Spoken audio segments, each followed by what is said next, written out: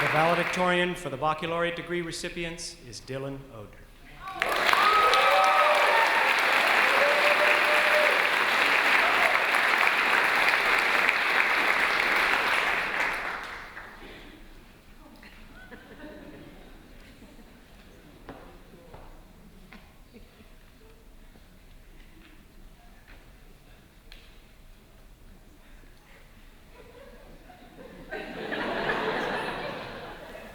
Thank you, Dean Lindsay.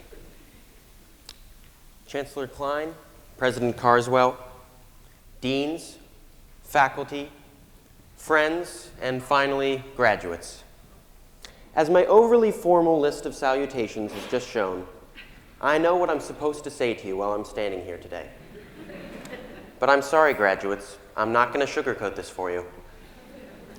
Today, let's celebrate together the years of exciting growth, exhausting deadlines, and hard work that have gotten us to this point. But tomorrow, we will all inevitably have to face the harsh realities of a crumbling job market. Now, I'm a history major, so naturally I know nothing about economics. But 2.6 million Americans lost their job last year alone, the most in over 6 decades. And if that tells us anything, it's that most of us will not simply be coasting into the perfect career. Many of you, like me, have recently made some courageous attempts at exciting new jobs. You applied for the position, you nailed the interview, but like me, you were ultimately disappointed. Now, forgive the history major in me, but this reminds me of a story. Herodotus, often called the daddy of history, tells of the Persian king Xerxes the Great on his campaign to conquer the cities of Greece in the early 5th century BC. When he was stopped by a large river called the Hellespont, he decided to build 2 large bridges to get his entire army over the water. Now, just before completion, a large storm came which utterly destroyed both bridges. Now, according to Herodotus, Xerxes the Great totally flipped out. He ordered 300 of his men to literally whip the sea as a punishment for stopping him. And while they did this, they were ordered to say the following: "You hateful water, our master lays his judgment on you thus, for you have unjustly punished him, though he has done you no wrong. It is fitting that no man should offer you sacrifices, for you are muddy and salty water."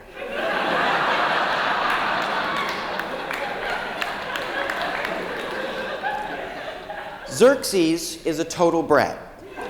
But if you've ever put your all into an interview only to watch it fall apart, then you have felt his frustration. I would like to further illustrate this point. I have here, hidden under this veil, a symbol. It is a symbol of one man's total accumulated professional, educational, and personal life achievements. Are you ready? Okay, here we go. I'm excited. Oh no, it's falling. I knew this would happen. Yeah. That's right. It's a resume. Now, a resume is an extremely private document, so I have cleverly disguised who it belongs to. Still, let's take a closer look. Okay. He's got a degree from Bryn Athyn College. This young man has a very solid GPA. Senior class representative? My goodness, the overachiever was even valedictorian. I'm impressed. Okay, so why don't we start the bidding at, let's say, $30,000 salary with benefits? Do I see 30,000 with benefits? 30,000 with benefits? 30,000 going once? I'm not seeing any hands. We'll go down to 25,000 salary a year with benefits. Cut the benefits. Okay, I won't even sleep. You hateful job market. How can you reject a resume so large?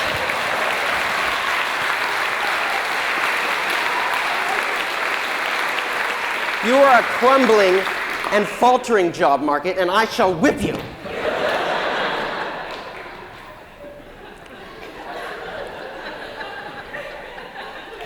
Now, we do not have to react like Xerxes the brat. His story reminds me of another impassable body of water. Moses, as he led the children of Israel out of Egypt, which coincidentally corresponds to education, he was immediately stopped by the Red Sea.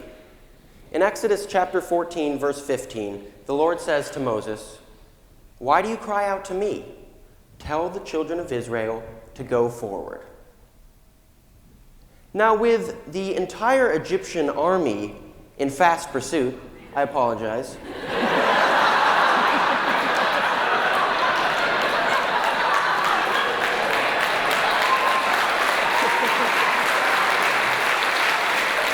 And the Red Sea stretching for miles in front of him. That's death behind and death in front. Moses had every reason to be extremely disheartened. Like Xerxes the Great, he could have blamed his surroundings, given up, and thrown a tantrum. Instead, he trusted in the Lord, lifted his staff, the waters parted before him, and the children of Israel went forward.